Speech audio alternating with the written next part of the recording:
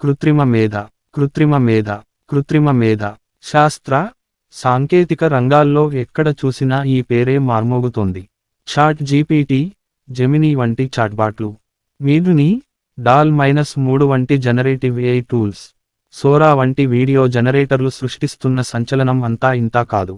పదాల ఆదేశాలతోనే పనులను చేసి పెడుతూ, మనం చేయాల్సిన పనులను సులభం చేస్తూ, చేదోడు వాదోడుగా నిలుస్తున్నాయి. మున్ముందు ఇవి పెను విప్లవాలకు శ్రీకారం చుట్టే అవకాశము ఉంది. ఇలాంటి జనరేటివ్ ఏఐ టూల్స్ను నడిపించేది, వీటన్నింటికి గుండెకాయ ఏంటో తెలుసా? LLM గాని పిలుచుకునే లార్జ్ లాంగ్వేజ్ మోడల్. LLM కథేంటి? ఓపెన్ ఏఐ సంస్థ సంచలనాత్మక చాటీజీపీటీని ఆవిష్కరించినప్పటి నుంచి అంతటా కృత్రిమ మేధ గురించే చర్చ. ఇళ్లలో, బడుల్లో, ఆఫీసుల్లో, పరిశ్రమల్లో అందరూ దీని గురించే మాట్లాడుకోవటం. కంప్యూటర్లను ఆవిష్కరించిన కొత్తలో అవి కేవలం పరికరాలే, ప్రోగ్రాంలు ఇచ్చే సూచనలను పాటించటం వరకే వీటి పని. కానీ ఇప్పుడు కంప్యూటర్లు నేర్చుకోవటం మొదలెట్టాయి, ఆలోచించటం, మనుషులతో మాట్లాడటము అలవరచుకుంటున్నాయి. అంతేకాదు, మనుషులకు మాత్రమే సాధ్యమైన సృజనాత్మక, మేధోపరమైన పనులెన్నింటినో చిటికిలో చేసేస్తున్నాయి. అంతా జనరేటివ్ ఏఐ మహత్తు. రాతలో తర్వాత వచ్చే పదం లేదా వాక్యాన్ని అంచనా వేయటమంటే మాటలు కాదు, దీనికి ఎంతో తెలివి అవసరం. ఇక్కడే LLMలు జనరేటివ్ ఏఐ మోడళ్లకు తోడ్పడుతున్నాయి. గుర్తించాల్సిన విషయానికి ఏంటంటే, జనరేటివ్ ఏఐ టూల్స్ అన్నీ LLMలతో రూపొందినవి కావు. కానీ LLMలన్నీ జనరేటివ్ ఏఐ రూపాలే. ఇది రోజురోజుకీ విస్తరిస్తున్న ఒక రకం కృత్రిమ మేధ. అందువల్ల చాట్ జీపీటీల సామర్థ్యం వెనుకున్న రహస్యాన్ని అర్థం చేసుకోవాలంటే LLMలను అవగతం చేసుకోవాల్సి ఉంటుంది. LLM అంటే, ఒక్క మాటలో చెప్పుకోవాలంటే భారీ భాషా సూత్రాలు. ఆయా పనులు నిర్వర్తించేలా వీటికి ముందుగా శిక్షణ ఇవ్వచ్చు, అనంతరం మెరుగుపరచను వచ్చు. టెక్స్ట్ను వర్గీకరించటం, ప్రశ్నకు సమాధానం ఇవ్వటం, అలాగే టెక్స్ట్ను సృష్టించటం, డాక్యుమెంట్ల సారాంశాన్ని గుదిగుచ్చి అందించటం వంటి ఎన్నో పనులకు ఉపయోగపడతాయి. ఆర్థికం, వినోదం వంటి పలు రంగాల్లో ఎదురయ్యే సమస్యలను పరిష్కరించగలవు. LLMను ప్రధానంగా 3 భాగాలుగా విభజించొచ్చు. 1 లార్జ్, పేరుకు తగ్గట్టుగానే దీనికి పెద్ద మొత్తం డేటాతో శిక్షణ ఇస్తారు. 2 హైపర్ పారామీటర్స్ సంఖ్య, ఇది మెషిన్ లెర్నింగ్కు తోడ్పడే సాధనం. మోడళ్లతో మెషిన్కు శిక్షణ ఇచ్చేటప్పుడు ఆయా అంశాలను నేర్చుకోవటానికి, గుర్తుంచుకోవటానికి ఈ హైపర్ పారామీటర్స్ తప్పనిసరి. LLMలో మరో ముఖ్యమైన విషయానికి వివిధ అవసరాలకు ఉపయోగపడటం, జనరల్ పర్పస్. అంటే తరచూ ఎదురయ్యే సమస్యలను పరిష్కరించే సామర్థ్యం కలిగుండటం. ఇది నిర్దేశిత పనులు, పరిమిత వనరులతో సంబంధం లేకుండా మనుషులు మాట్లాడే, అర్థం చేసుకునే భాషా సారూప్యతతో పనిచేస్తుంది. మొత్తం మీద LLM సూపర్ కంప్యూటర్ ప్రోగ్రామ్ వంటిదని అనుకోవచ్చు. ఇది మనిషిలా టెక్స్ట్ను సృష్టించగలదు, క్రోడీకరించగలదు, ప్యాటర్న్లు, స్ట్రక్చర్లు, భాషా సంబంధాలతో కూడిన భారీ డేటా సెట్స్తో శిక్షణ తీసుకుని, కంప్యూటర్లకు మనం మాట్లాడే మాటలను అర్థం చేసుకునేలానే కాకుండా, వాటిని సృష్టించే సామర్థ్యాలను కట్టబెట్టటం దీని ప్రత్యేకత. ఎన్నెన్నో రకాలు. LLMలు రకరకాలు. చేసి పెట్టే పనులను బట్టి వీటిని వివిధ రకాలుగా వర్గీకరించొచ్చు. ఆర్కిటెక్చర్ పరంగా చూస్తే auto regressive, transformer based, encoder, decoder మోడళ్లుగా విభజించుకోవచ్చు. ఆటో రిగ్రెసివ్ మోడల్కు GPT-3 మంచి ఉదాహరణ. ఇది ముందరి పదాల క్రమం ఆధారంగా తర్వాత వచ్చే పదాన్ని ఊహిస్తుంది. భాష వర్గీకరణకు తోడ్పడే న్యూరల్ నెట్వర్క్ నిర్మాణంతో కూడినవేమో ట్రాన్స్ఫార్మర్ బేస్డ్ మోడళ్లు. ఇటీవల గూగుల్ పరిచయం చేసిన జెమినీ, ఒకప్పటి బార్డ్, దీనికి ఉదాహరణగా చెప్పుకోవచ్చు.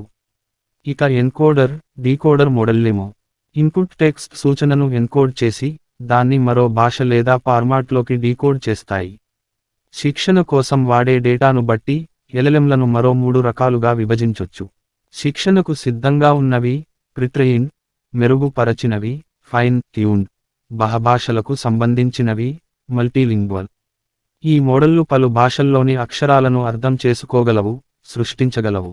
వీటిని న్యాయం, ఆర్థికం, ఆరోగ్యరంగం వంటి ఆయా రంగాలకు సంబంధించిన డేటాతో శిక్షణ ఇచ్చి డొమైన్ మోడళ్లుగానూ తీర్చిదిద్దొచ్చు.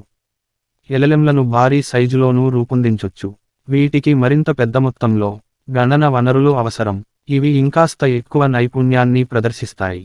అందుబాటులో ఉండటాన్ని బట్టి open source, close సోర్స్లోనూ LLMలను వర్గీకరించుకోవచ్చు.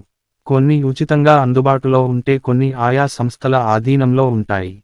LLMA 2, Bloom, Google BERT, Falcon 180B, OPT-175 వంటివన్నీ ఓపెన్ సోర్స్ LLMలు.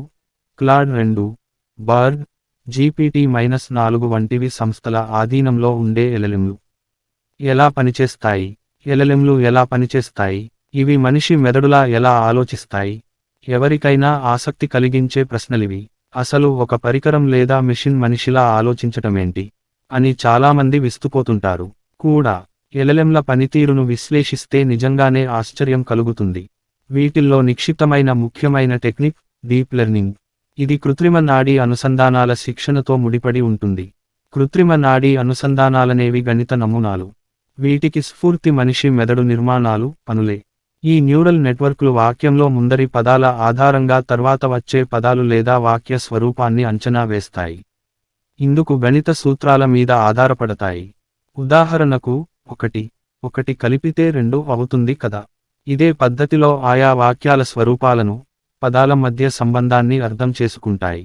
ఇంటర్నెట్లో ఏదైనా సెర్చ్ చేస్తున్నప్పుడో, మెయిల్ రాస్తున్నప్పుడో తర్వాత వచ్చే పదాలు, వాక్యాల సిఫారసులు గమనించే ఉంటారు. ఇది LLM సామర్థ్యానికి ఉదాహరణే. శిక్షణ కోసం ఉపయోగించిన డేటాలోని పదాల మధ్య సంబంధాలు, తీరుతెన్నులను ఇది విశ్లేషిస్తుంది. సునిశిత శిక్షణ ఇస్తే చాలు. ప్రాంప్ట్ ఆధారంగా తర్వాత వచ్చే పదాలు, పదాల వరుసను అంచనా వేస్తాయి. ఒక రకంగా పిల్లలు మాటలను నేర్చుకుంటున్నట్టుగానే LLM కూడా నేర్చుకుంటుందన్నమాట. ఇమేజ్ జనరేటర్లైతే ప్రాంప్ట్ ఆధారంగా ఆయా చిత్రాలను ఊహించి, ఒక రూపాన్ని ముందుంచుతాయి. ఒకవేళ ఆయా రేఖలు తప్పైతే అనంతరం సరిదిద్దుకొని మెరుగవుతాయి. ఎలా ఉపయోగపడతాయి? LLMలు వివిధ రంగాల్లో పలు రకాలుగా ఉపయోగపడతాయి. ఇవి టెక్స్ట్ను సృష్టించగలవు. కథల దగ్గరి నుంచి కథనాల వరకు, కవిత్వం దగ్గరి నుంచి పాటల వరకు మనుషుల మాదిరి కంటెంట్ను పుట్టించగలవు. సిరి వంటి వర్చువల్ అసిస్టెంట్గా మన మాటలకు స్పందించగలవు. మాటలకు అనుగుణంగా పనులు చేసి పెట్టగలవు. ఎంత ఎక్కువ డేటాతో శిక్షణ ఇస్తే ఇవి అంత గొప్పగా భాషా నైపుణ్యాన్ని సాధిస్తాయి. సెంటిమెంట్ విశ్లేషణ, భాషా అనువాదం, టెక్స్ట్ సంక్షిప్తీకరణ వంటి పనులను ఇట్టే చేయగలవు. సంభాషణ పరంగానూ యూజర్లు వేసే ప్రశ్నలకు సమాధానం ఇవ్వగలవు.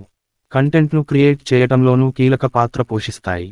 మార్కెటింగ్ వ్యూహాలు, ఆయా వ్యక్తుల ఇష్టాయిష్టాలను బట్టి వస్తువులను సిఫారసు చేయటం, ప్రేక్షకుల అభిరుచుల మేరకు కంటెంట్ను విడదీయటం, యూట్యూబ్లో తర్వాతి వీడియోను చూపటం వంటి పనులను చేసి పెడతాయి.